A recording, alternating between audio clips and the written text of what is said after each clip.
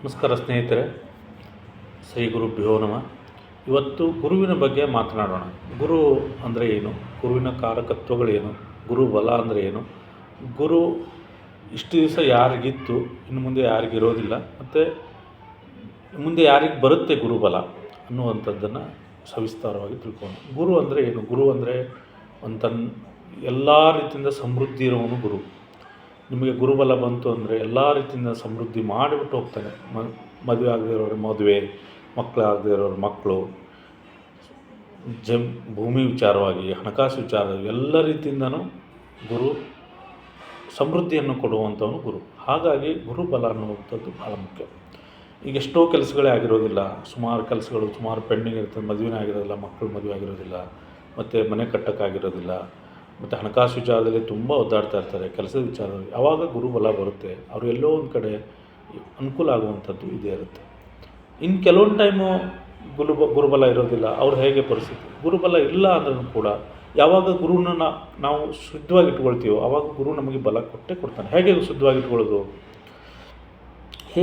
ಇಟ್ಕೊಳ್ಳೋದು ಅಂದರೆ ಗುರುವಿಗೆ ಬಲ ಇರಲಿ ಇಲ್ಲದೇ ಇರಲಿ, ಅದನ್ನು ಗುರುಗೆ ಏನಿಷ್ಟ, ಆಧ್ಯಾತ್ಮ ಇಷ್ಟ, ನೈತಿಕತೆ ಇಷ್ಟ, ಮತ್ತು ದಾನ ಧರ್ಮ, ದೇವಸ್ಥಾನಗಳು, ಅದನ್ನೆಲ್ಲ ನಾವು ಪ್ರತಿನಿತ್ಯ ಮಾಡುವಾಗ ದೊಡ್ಡವ್ರಿಗೆ ಗೌರವ ಕೊಡೋದು, ಹಿರಿಯರಿಗೆ ಗೌರವ ಕೊಡೋದು, ಇಂಥದ್ದೆಲ್ಲ ಮಾಡಿದಾಗ ನಮಗೆ ಗುರು ಆ್ಯಕ್ಟಿವ್ ಆಗ್ತಾನೆ, ಗುರು ಒಳ್ಳೆಯದನ್ನೇ ಮಾಡ್ತಾನೆ.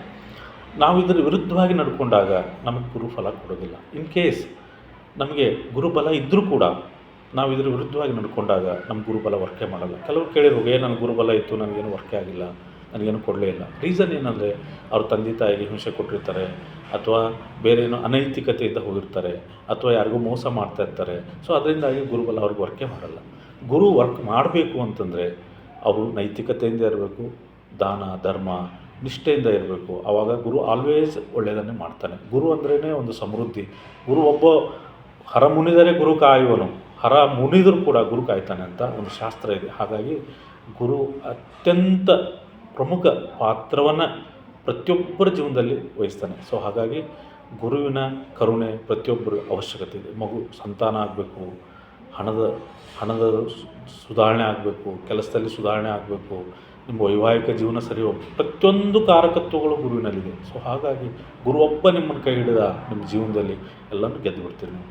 ಕಾರ್ಯಕ್ಷೇತ್ರದಲ್ಲಿ ನಿಮಗೆ ಒಂದು ದೊಡ್ಡ ಮಟ್ಟದಲ್ಲಿ ಬದಲಾವಣೆ ಬರುವಂಥದ್ದು ಎಲ್ಲವೂ ಗುರು ಕಾರಣ. ಬೇರೆ ಗ್ರಹಗಳು ಇದೆ, ಆದರೆ ಗುರುಬಲ ಅನ್ನುವಂಥದ್ದೇ ಬಹಳ ಮುಖ್ಯವಾಗಿರ್ತದೆ. ಈಗ ನಾವು ನೋಡಿ, ಇಷ್ಟು ದಿವಸ ಏನಾಯಿತು, ವೃಷಭ ರಾಶಿಗೆ ಗುರುಬಲ ಇತ್ತು, ಮತ್ತು ಸಿಂಹರಾಶಿಗಿತ್ತು, ತುಲಾರಾಶಿಗಿತ್ತು, ಧನುರಾಶಿಗಿತ್ತು, ಕುಂಭರಾಶಿಗಿತ್ತು. ಇವರಿಗೆಲ್ಲ ಒಂದಲ್ಲ ಒಂದು ರೀತಿಯಿಂದ ಗುರು ಅನುಗ್ರಹ ಮಾಡಿರ್ತಾನೆ. ಗುರು ಒಂದಲ್ಲ ಒಂದು ರೀತಿಯ ಶುಭ ಕಾರ್ಯಗಳನ್ನು ಮಾಡಿಸಿರ್ತಾನೆ ಮನೆಯಲ್ಲಿ, ಅವ್ರ ಕೆಲಸದಲ್ಲಿ ಅಭಿವೃದ್ಧಿಯನ್ನು ಮಾಡಿಸಿರ್ತಾನೆ. ಏನಾದರೂ ಒಂದು ಅವನು ಕೊಟ್ಟುಬಿಟ್ಟೆ ಹೋಗಬೇಕು, ಅವನು ಹಾಗೆ ಹೋಗೋದಿಲ್ಲ. ಆದರೆ ನೈತಿಕತೆಯಿಂದ ಇರಬೇಕು. ಯಾವಾಗ ನಾವು ನೈತಿಕತೆಯಿಂದ ಇರ್ತೀವೋ ಆವಾಗ ಗುರು ನಮ್ಗೆ 100% ಬರೋದು.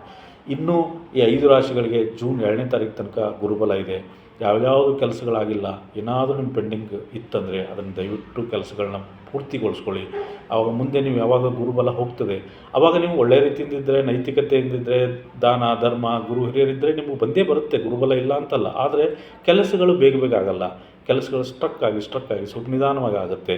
ಸೊ ಹಾಗಾಗಿ ನೀವು ಗುರುವಿನ ಅನುಗ್ರಹ ಬೇಕು ಅಂದರೆ ವೃಷಭ ಮತ್ತು ಸಿಂಹರಾಶಿಯವರು, ತುಲಾರಾಶಿಯವರು, ಧನುರಾಶಿಯವರು, ಕುಂಭರಾಶಿಯವರು ಅವಶ್ಯವಾಗಿ, ಇನ್ನೂ ಟೈಮ್ ಇದೆ, ಇನ್ನೂ 2 ತಿಂಗಳು, ಏನಾದರೂ ಸಣ್ಣ ಪುಟ್ಟ ಕೆಲಸಗಳಿದ್ದರೆ, ಶುಭ ಕಾರ್ಯಗಳು ಮಾಡಬೇಕಂತಿದ್ರೆ ಅದನ್ನು ದಯವಿಟ್ಟು ಮಾಡಿ ಮುಗಿಸ್ಕೊಳ್ಳಿ. ಓಕೆ. ಇನ್ನು ನೆಕ್ಸ್ಟ್ ಬರುವಂಥದ್ದು ಜೂನ್ 2ನೇ ತಾರೀಕಿಂದ ವಿಶೇಷವಾಗಿ ಉಚ್ಚ ಸ್ಥಾನದಲ್ಲಿ ಗುರು ಇರ್ತಾನೆ. 2ನೇ ಮನೆ ಕರ್ಕಾಟಕದಲ್ಲಿ ಗುರು ಬಂದು ಉಚ್ಚ ಸ್ಥಾನದಲ್ಲಿದ್ದು ಅವನು ಮಿಥುನ ರಾಶಿಗೆ ಗುರುಬಲ ಬರುತ್ತೆ. ಮಿಥುನ ರಾಶಿಯವರಿಗೆ ಕೆಲವರು ಮನೆ ಮಾಡ್ತಾರೆ, ಹಣಕಾಸು ವಿಚಾರದಲ್ಲಿ ಸಮಸ್ಯೆಗಳು ಬಗೆಹರಿತದೆ ಅವ್ರದ್ದು.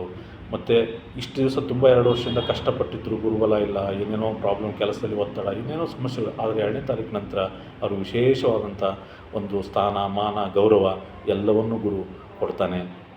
ಮಿಥುನ ರಾಶಿಯವ್ರಿಗೆ ವಿಶೇಷ ಒಳ್ಳೆಯ ಫಲವನ್ನು ನೆಕ್ಸ್ಟ್ ಜೂನ್ 2ನೇ ತಾರೀಕು 2026ರಿಂದ ಸ್ಟಾರ್ಟ್ ಆಗುತ್ತೆ.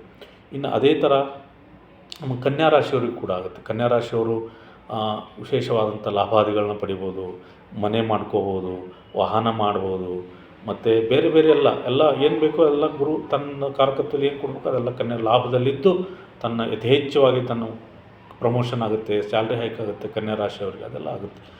ಇನ್ನು ನಮ್ಮ ವೃಶ್ಚಿಕ ರಾಶಿಯವರು ತುಂಬ ಕಷ್ಟಪಟ್ಟಿದ್ದಾರೆ ಇಷ್ಟು ದಿವಸ. ಅವರಿಗೆ ಏನು ಮಾಡಬೇಕು ಅನ್ನೋದೇ ತೋಚ್ತಾ ಇರಲಿಲ್ಲ. ಸೊ ಇವಾಗ ಭಾಗ್ಯದಲ್ಲಿ ಗುರು ಬಂದಾಗ ಅವರಲ್ಲಿ ಕೌಟುಂಬಿಕ ಜೀವನದಲ್ಲಿ ಸಮಸ್ಯೆಗಳು ಬಗೆಹರಿತದೆ, ಕೆಲಸದಲ್ಲಿ ಪ್ರೋಗ್ರೆಸ್ ಬರುತ್ತೆ. ಸೊ ವಿಶೇಷವಾಗಿ ಅವರು ಭಾಗ್ಯ ಉದಯ ಆಯಿತು ಅಂತಲೇ ತಿಳ್ಕೊಬೇಕು. ಉಚ್ಚ ರಾಶಿಯಲ್ಲಿ ಗುರು ಇದ್ದಾಗ ವೃಶ್ಚಿಕ ರಾಶಿಯವ್ರಿಗೆ ಏನಾದರೂ ಒಂದು ಸಮಥಿಂಗ್ ಭಾಗ್ಯವನ್ನು ಕೊಟ್ಟು ನಿಮ್ಮನ್ನು ಉತ್ತರೋತ್ತರ ಅಭಿವೃದ್ಧಿ ಮಾಡಿ ಹೋಗ್ತಾನೆ ಅನ್ನುವಂಥದ್ದು ಇದೆ. ಸೊ ಹೆದರ್ಕೋಬೇಡಿ, ಇನ್ನು 2 ತಿಂಗಳು ಕಾಯಿರಿ. ಆಮೇಲೆ ವೃಶ್ಚಿಕ ರಾಶಿಯಲ್ಲಿ ನಿಮಗೆ ವಿಶೇಷವಾದಂಥ ಗುರುಬಲ ಬರುತ್ತೆ, ನೀವು ಚಿಂತೆ ಮಾಡಬೇಡಿ, ಚೆನ್ನಾಗಾಗುತ್ತೆ. ಇನ್ನು ಮೀನ ರಾಶಿಗೆ ಗುರುಬಲ ಬರುತ್ತೆ. ಮೀನ ರಾಶಿಗೆ ಗುರುಬಲ ಬಂದಾಗ ಏನಾಗುತ್ತೆ, ನಿಮಗೆ ಮನೆ ಮಾಡ್ತಾರೆ. 100% ಇವ್ರು ಮನೆ ಮಾಡಲೇಬೇಕು. ಯಾಕಂದರೆ ಮೀನ ರಾಶಿಯವರಿಗೆ ಗುರುಬಲ ಬಂದಾಗ ಮನೆ ಮಾಡ್ತಾರೆ ಅಂತಿದೆ, ಮನೆ ಮಾಡಿದರೆ ಮನೆ ಮೇಲೆ ಮನೆ ಕಟ್ತಾರೆ ಅನ್ನುವಂಥದ್ದಿದೆ. ವಾಹನ ಮೇಲೆ ವಾಹನ ಮಾಡ್ತಾರೆ. ಮತ್ತು ಈಗ ಏನಾದ್ರು ಭೂಮಿ ಖರೀದಿ ಮಾಡಿಲ್ಲ, ಮನೆ ಮಾಡಲಿ ಅಂದರೆ ಅಟ್ಲೀಸ್ಟ್ ಸೈಟಾದ್ರು ಮಾಡ್ತಾರೆ ಅಂತ ಸೈಟ್ ಮಾಡ್ತಾರೆ. ಮತ್ತು ತಾಯಿ ವಿಚಾರದಲ್ಲಿ ಚೆನ್ನಾಗಿರ್ತಾರೆ. ಓವರಾಲ್ ಎಲ್ಲ ವಿಚಾರದಲ್ಲಿ ನೀವು ಸುಖದ ವಿಚಾರದಲ್ಲಿ ಚೆನ್ನಾಗಿರ್ತಾರೆ. ಎಲ್ಲ ರೀತಿಯಿಂದ ಗುರು ಕೊಟ್ಟು ಕಾಪಾಡ್ತಾನೆ ಅನ್ನುವಂಥದ್ದು ಇದು. ಒಂದು ಮಿಥುನ ರಾಶಿಗೆ ಗುರುಬಲ ಬರುತ್ತೆ, ಕನ್ಯಾ ರಾಶಿಗೆ ಬರ್ತದೆ, ವೃಶ್ಚಿಕ ರಾಶಿಗೆ ಬರ್ತದೆ, ಮತ್ತು ಮಕರ ರಾಶಿಗೂ ಕೂಡ ಬರುತ್ತೆ. ಮಕರ ರಾಶಿಯವರು ಯಾರ್ಯಾರಿಗೆ ಮದುವೆ ಆಗಿಲ್ಲ ಅವ್ರಿಗೆ ಮದುವೆ ಆಗುತ್ತೆ, ಮದುವೆ ಯಾರ್ಯಾರಿಗೆ ಆಗಿಲ್ಲ ಅವ್ರಿಗೆಲ್ಲ ಮದುವೆ ಆಗುತ್ತೆ. ಮದುವೆ ಜೀವನದಲ್ಲಿ ಏನಾದರೂ ಸಮಸ್ಯೆಗಳು ಮಕರ ರಾಶಿಯಲ್ಲಿದ್ದರೆ ಅದು ನಿವಾರಣೆ ಆಗುತ್ತೆ. ಮತ್ತು ಅವರು ಮನೆ ಮಾಡುವಂಥ ಯೋಗ ಇವರಿಗೂ ಕೂಡ ಇದೆ. ಮತ್ತು ಏನಾದರೂ ಪ್ರಾಪರ್ಟಿ ಪಾರ್ಟ್ನರ್ಶಿಪ್ ಬಿಸ್ನೆಸ್ ಮಾಡಿದರೆ ಸ್ವಲ್ಪ ಕೈ ಹಿಡಿಯುವಂಥ ಸಾಧ್ಯತೆಗಳು ತುಂಬ ಇದೆ ಮಕರ ರಾಶಿಯವರಿಗೆ. ಮೀನ ರಾಶಿಯವರಿಗೂ ಕೂಡ ಹೇಳಿದ್ದೀನಿ ಆಲ್ರೆಡಿ. ಸೊ ಓವರಾಲ್ ಎಲ್ಲರಿಗೂ ಕೂಡ ಗುರುಬಲ ಒಳ್ಳೆಯದನ್ನು ಮಾಡ್ತಾನೆ. ಒಳ್ಳೆಯದನ್ನೇ ಮಾಡಿ ಸರ್ವತ್ರದಲ್ಲಿ ಸಮಬುದ್ಧಿ ಇಟ್ಟುಕೊಂಡು ಸರ್ವ ಕಾರ್ಯಗಳಲ್ಲಿ ನೈತಿಕತೆಯಿಂದ ಮಾಡಿದಾಗ ಗುರು ನಿಮಗೆ ಉತ್ತರೋತ್ತರ ಅಭಿವೃದ್ಧಿಯನ್ನು ಮಾಡ್ತಾನೆ ಅಂತ ಹೇಳಿ ಈ ನನ್ನ 2 ಮಾತುಗಳನ್ನು ಮುಗಿಸ್ತೇನೆ. ನಮಸ್ಕಾರ. ಶ್ರೀ ಗುರು.